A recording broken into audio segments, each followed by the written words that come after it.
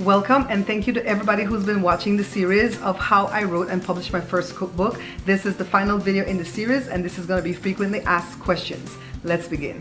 Welcome to the Bear Pantry Show. If you're looking for authentic Belizean recipes, then you're in the right place. My name is Barbara and this is Cooking Made Simple. The first one is, Barbara, what makes you such an expert at teaching me how to self-publish?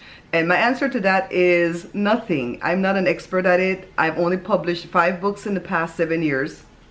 5 books in the past 7 years. They're all self-published. And the only thing that I can share with you is what I've gone through in the past 7 years. So I'm not an expert, okay? So the next question is, have you used other companies than Morris Cookbooks to publish your books? And the answer is yes. I've used 2 other companies, Ex Libris for my first book.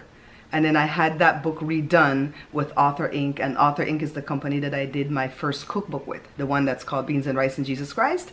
And I got burned by both those companies. So that's why I came to Morris Cookbooks, all right? So then, would you allow these companies to distribute for you? So this is what I learned about self-publishing, and I only recently learned this. I thought when I went to a company and I typed up my book and everything and sent my manuscript to them that they were my publisher. They're not. Once you're self-published, you are always the publisher, so you own all the rights to your stuff.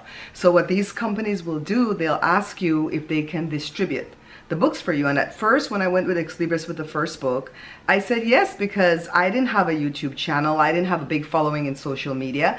I didn't know anything about marketing books. And I'm like, how am I going to sell this book, right? So I said yes, and they started to distribute the book. And honestly, guys, I think in the past 7 years, I've seen maybe $60 total in 7 years from that company. So then when I went with Author Inc., I, made friends with the guy that owns the company, and I pretty much told him how I was burned, and he goes, yeah, that's what these big corporations do, yada, yada. We're smaller, we don't do that. We make sure we take care of our authors, yada, yada. And so I really built a relationship with him and I trusted him. So I redid my first book with him, and then I did my cookbook with him, and then I did Jada's cookbook with him. But by the time we did Jada's cookbook, I did not allow him distribution rights. And don't think you're sitting in an office with a thick amount of papers like this signing a contract. All they ask you is, can I distribute the book for you? We'll share this much of the profits with you once the books sell, and you say yes, and then pretty much you don't see any money. It's kind of like allowing the wolf to mind the foul coop, like Belizean people would say. And you have no control. People might say, well, Barbara, demand a spreadsheet from him. What is a spreadsheet? Something he made up in his computer. And of course, he can lie and say that the books didn't sell when they sold. So for the longest time, I thought my books weren't selling until somebody, one of my viewers, because she's an Amazon seller, she showed me where my books were selling. And this guy was profiting all the money. That's the guy from Author Inc. So that's why I went with Morris Cookbooks, because another viewer, I think Ariana Vitale, shout out to you, she told me about Morris Cookbooks. And when I called them up, the first question I asked was, are you gonna force me to distribute my books? That they would want to distribute it. And they're like, no, we don't distribute books. All we do is make books. You're the author. And that's when they taught me that I'm actually the publisher. You're the author, you're the publisher. You give us the stuff to just make it for you. Kind of like when we had the bottle printing business, when somebody brought their product for me to print the bottles. I didn't own the product. I just printed the bottles, put the design on it, gave it back to them, they filled it, and then they sold their product, right? So it's kind of like that. I'm giving them the stuff to make the book, and I've allowed them to sell it, but they don't own the rights to the book. And Ex Libris, the first company, they tried to threaten me. Like they were gonna, they said, I'm gonna sue you because you took the book to Author Inc. I'm like, I'd like to see you try. So that's why, yeah, so I've used other companies than Morris Cookbooks. Would you allow these companies to distribute for you? Pretty much I answered that question just now. No, I would never allow any company to distribute for me ever again. The only way you would see somebody else distribute for me is if an actual publishing house comes on board and say, hey, we want to pick you up as an author, and then now they're the publisher, and then they would be distributing the books, because by then I'd be making pennies on the book, but they'd be selling so many books, you would hope, that you could get some good money, right? So no, I would not allow any of these companies to distribute my book for me, because I feel like you, the publisher, can do a better job at distributing your own books. And by the way, a lot of people have asked me, why don't I just take my files away from the guy that's ripping me off? Well, that's because every place that you go to do your book, they're going to let you use their program on the internet to write the book in. And so then it's there. You just can't go and print it off and take it someplace else, all right? So that's why I had to go to Moore's Cookbook and start all over again with my cookbook. The next question that I get asked often is, what camera did you use to take the pictures that's in your cookbook? I smile when I tell you the name of this camera because I love it so much. It's the Canon G7X Mark II.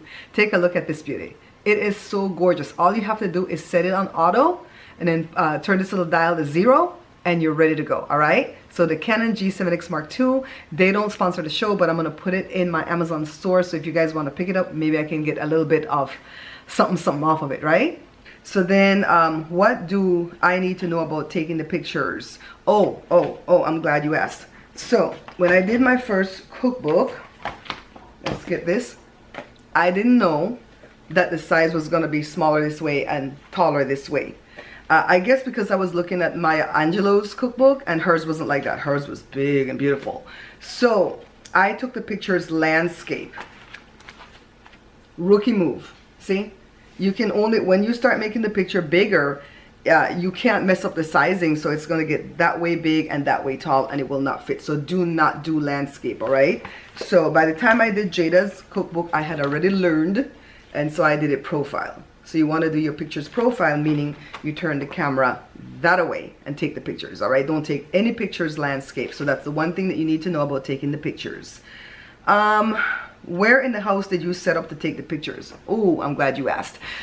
When I started to take the pictures for my most recent book, my book that I'm so proud of, where are you, book? Oh, right here. It's right on my foot. So when I started to take the pictures for this cookbook, I Googled it. I'm telling you, Google can be your best friend when you're trying to do this stuff. And I guess that's why I'm trying to put this information out there too, because if you're Googling, you're going to find me, right? Hopefully. So it says to use a north-facing window in the house. So if that's in your bedroom, that's where you're at. I was lucky that the north-facing window is right here in the living room. And I have a sheer curtain that I keep on the outside of the window because I pull drapes shut at night. And so the sheer facing, well, the sheer curtain was my automatic filter, you know, to block out some of the sunlight and stuff like that. Normally when I'm doing my thumbnail pictures for the videos, I go outside on this little table that I have and I just get it just like that. But for actual pictures for a book, that's not gonna work. You're gonna need some type of filter. And I'm telling you, it worked wonders. I just put a long table, I spread a tablecloth on it, and then I use different things for my backdrop. So let's see. Oh, what did you use for your backdrop? I have these questions in sequence, right? I use kitchen towels, guys. A lot of these towels are from my viewers. The rest we buy one at a time as we go to the store. I also use these poster boards. This one's black on both sides. This one white on one side and beige or cream on the other side. Take a look at the black one. This is a picture from my book. I love using this white towel because it's textured. See the picture to the left? That's from my book also. Sometimes you are going to have to iron out the creases, or sometimes you can scrunch it up and use it like that and the crease will hide. You're going to need a lot of white bowls and plates to plate this stuff, but you can use some pattern if it's not too busy. Here's my one warning about using white towels. Be careful when using white though, because if you don't know how to set the white balance in your camera, it's going to look kind of blue, all right? But these are what I use for my backgrounds. One of the questions that I get asked often is, did you use props to take the pictures in your book? The answer to that is yes and no. No, because I didn't use stuff like this, like pins to pin things down, or these makeup sponges to jack things up.